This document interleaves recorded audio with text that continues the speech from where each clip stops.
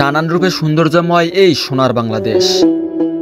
বৈচিত্র্যময় এই দেশের বিভিন্ন জায়গায় বিভিন্ন রূপ। দু চোখ ভরে যেদিকেই তাকাবেন সেদিকেই যেন দেখবেন প্রকৃতির অপরূপ সৌন্দর্য। সৌন্দর্যময় এই সোনার বাংলায় আবার চরের মানুষের জীবনযাপন আমাদের থেকে অনেকটাই ভিন্ন। কখনো পানিতে ভেসে যায় এই অঞ্চলের মানুষ, আবার কখনো পানির জন্যই হাহাকার। এই চরের মানুষের জীবনযাপন যেন কল্পনার জগতের সিনেমাকেও হার মানায়। কখনো সুখ তো কখনো দুঃখ, এটাই যেন এই অঞ্চলের মানুষের নিত্যদিনের জীবনযাপন। এই অঞ্চলের সুখ দুঃখের সঙ্গে যুদ্ধ করে বেঁচে থাকার নামই হয়তো জীবন।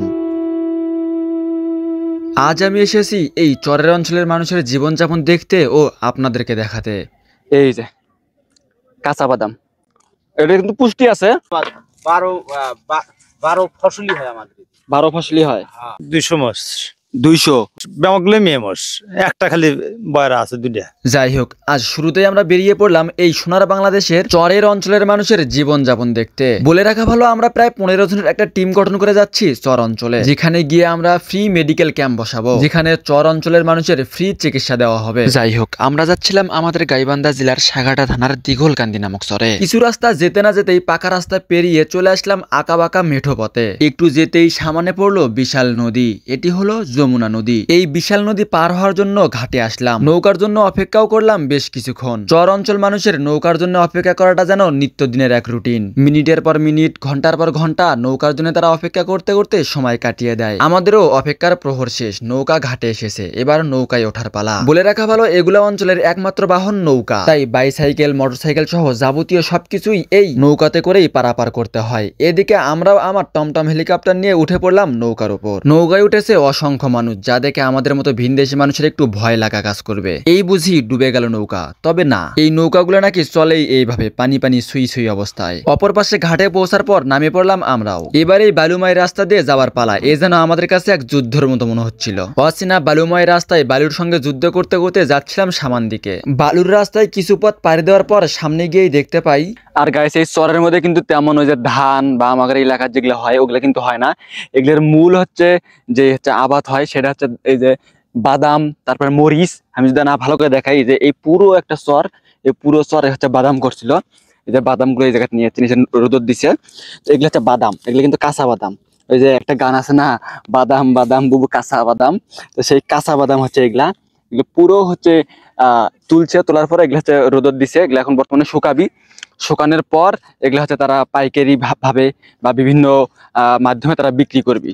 আর আমি যদি হচ্ছে দেখাই, এই যে বাদামের গাছগুলো, এই যে এগুলো কিন্তু বাদামের গাছ।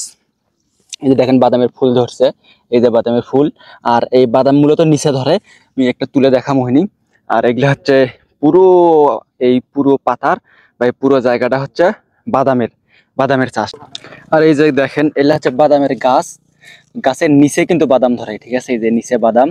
আর এগুলো কাটছিল হচ্ছে প্রায় 5 মাস আগে, 5 মাস আগে না আঙ্কেল, 5 মাস আগে কাটছিল। আর এখন বর্তমানে সেগুলো তুলছে, তোলার পরে এই যে ভাইরা হচ্ছে সুন্দর করে গাছের থেকে বাদামগুলো ছাড়িয়ে নিচ্ছে। আর এগুলো কিন্তু ওই যে ওই পাশে শুকাবে দিচ্ছে, সেটা ওই পাশে। আর গাছগুলো মূলত এইরকম। আর ওই যে সাইডে সেই গাছগুলো, গাছের থেকে ওই গাছগুলো তুলে নিয়ে সে একটি করছে। আর ওইখান থেকে এই যে নিচে দেখেন বাদাম ধরছে, এই যে বাদামের কিন্তু নিচে হয়, এই ফলটা নিচে হয়। আর এটা কিন্তু আমাদের ওইদিকে যে মাটি আছে ওই মাটিতে হবে না, এগুলো সম্পূর্ণই এই বালু মাটি বা চর এগুলাতেই বেশি হবে। আচ্ছা, আপনাদের এখানে হচ্ছে কি কি হয়, আবাদ বেশিরভাগ কি কি হয়? আমাদের এদিকে ধান হয়, ভুট্টা হয়, হ্যাঁ, কালাই হয়, মুসুর কালাই, তারপরে ওই যে ঠাকরি কালাই, তিসি, যে কোনো আবাদ 12 ফসলি হয় আমাদের।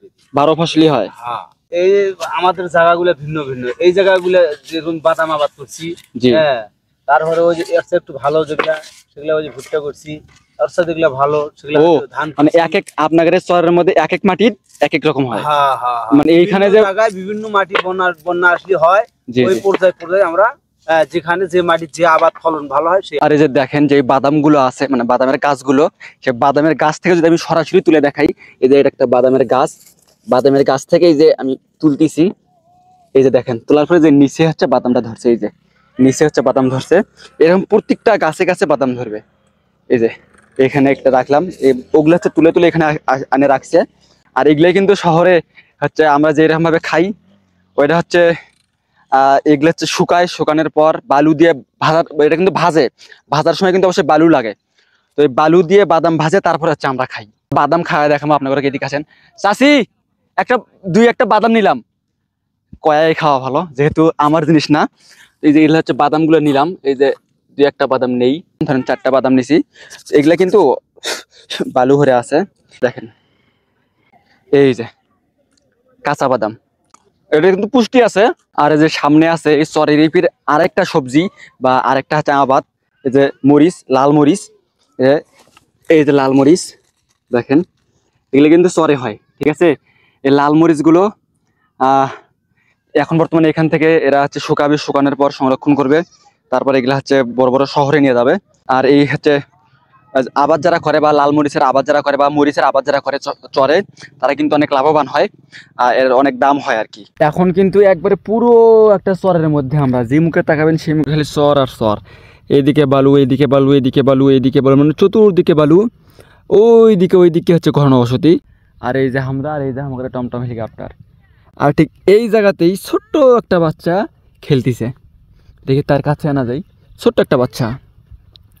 এই যে মানে তোমার নাম কি? তোমার নাম কি?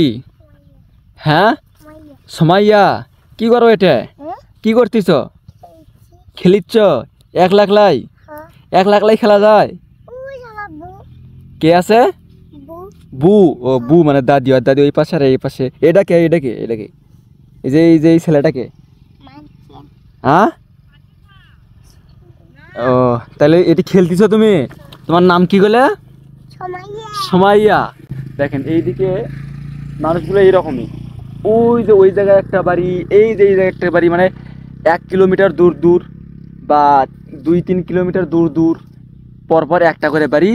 ওই বাড়ির শোল আর এই বাড়ির শোল মাঝখানে একটা হয়, 2-3 বাড়ির শোল একটা হয়, এরকম করে খেলে।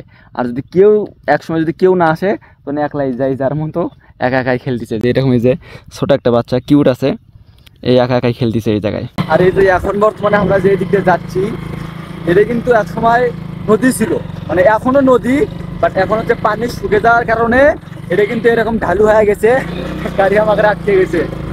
মানে এই পাশেও পার, এই পাশেও পার, মাঝখান দিয়ে পানি গেছে, মানে ঢালু। এই যে একটা ওই যে কবিতা আছে না, 2 ধার উঁচু তার ঢালু তার পারি, সেই 2 পাশে হচ্ছে উঁচু, মাঝখান হচ্ছে ঢালু, সেই ঢালুর মাঝখান দিয়ে আমরা যাচ্ছি। আর এই বালুর মধ্যে যদি দৌড়াদৌড়ি করা যায়, বিশ্বাস করেন আমাদের প্রচুর গা হপসাবি, কিন্তু যারা এই জায়গায় থাকে অভ্যস্ত, তাদের তেমন একটা গা হপসাবে না। ও মাই গুডনেস, ওই যে দেখেন ক্যামেরা ঠিক মতো দেখা যাচ্ছে না, ওই পাশে অনেকগুলো মোষ, ওই পাশে আসো, চলো ওইটি যাই, প্রচুর মোষ। এই যে চলে যাচ্ছি সেই মোষের কাছে, এখন কত মোষ, ও বা এটা মোষ কোন হাওয়ার মুখে আসছে, চিন কেমন হয় শোন ভাইয়া, এই মোষ আমাকে চিনছে, আসছে আয়। কতগুলো আছে মোষ? 200। আপনাদের বাড়ি কোন জায়গায়? আমার বাড়ি পাকুল্লা। বগুড়া পাকুল্লা? ও আচ্ছা, এগুলো মানে প্রতিদিন এইখানে ওইখানে নিয়ে বেড়ান? খাবার নাই তো, ওখানে খেয়াল খেলে এখানে নিয়ে এসে খালি রেস্ট নেই, ঘুরে নিয়ে বেড়াই। ও মানে মেয়ে মোষ কয়টা আছে? মেয়ে মোষ বেমাগুলো মেয়ে মোষ, একটা খালি বয়রা আছে 2টা। বয়রা, ওটা কয় বয়রা? হ্যাঁ হ্যাঁ। দুধ তো হয়, আমি তো শুনছি এগুলো দুধ হয় প্রায় মেলাগুলো, 7 কেজি করে হয় এক মোষের 6-7 কেজি। হ্যাঁ বাবা, অনেক অনেক দুধ হয়। এগুলো দুধ হচ্ছে লিটার কত করে? 100 টাকা। 100 টাকা লিটার, বাবা অনেক। আর এটা তো অনেক ঘন হয়। দুধ ঘন খুব। যাই হোক, দেখতে দেখতে এখন আমরা চলছি আমাদের গন্তব্যে। তবে এই চর অঞ্চলে এসে যা বুঝলাম, চর অঞ্চলে আসবেন বালু খাবেন না, তা হবে না, তা হবে না। দীর্ঘক্ষণ পথ পাড়ি দেওয়ার পর আমরা চলে আসি আমাদের কাঙ্ক্ষিত জায়গা দিঘলকান্দি নামক চর। আমাদের গন্তব্য স্থানে আসার কিছুক্ষণ পরেই জুম্মার নামাজের আজান দেয়, তাই কাঙ্ক্ষিত এই জায়গায় থাকা মসজিদে গিয়ে আমরা আমাদের জুম্মার নামাজ আদায় করে নেই। মজার বিষয়, নামাজ শেষে আমরা এখান থেকে পোলাও পেয়ে যাই। নামাজ শেষে আমাদের কার্যক্রম শুরু হয়ে যায়, অর্থাৎ আমরা যে ফ্রি মেডিকেল চিকিৎসা দেওয়ার জন্য এখানে আসছিলাম সেই কাজগুলো আর কি। আমরা মূলত এখানে SUS এক ফাউন্ডেশন থেকে আসছিলাম। SUS যার পূর্ণরূপ শাখাটা উন্নয়ন সংস্থা। এই SUS এর কাজ হলো সম্পূর্ণই একদম নিঃস্বার্থভাবে মানুষের পাশে দাঁড়ানো, যা প্রায় 5 বছর থেকে আজও করে আসছে। তাই আপনারাও মন খুলে দোয়া করবেন এই শাখাটা SUS ফাউন্ডেশনের জন্য। যাই হোক, এই চর অঞ্চলে কিন্তু যানবাহন হিসেবে ব্যবহৃত হয় নৌকা এবং ঘোড়ার গাড়ি। সুখে দুঃখে কিংবা বিভিন্ন মালামাল আনা থর জন্য ব্যবহৃত হয় এই 2 যানবাহন, নৌকা এবং ঘোড়ার গাড়ি। যাই হোক, আজকের এই সময়টা চরের মানুষের সঙ্গে কাটা কাটানোর পর সবাই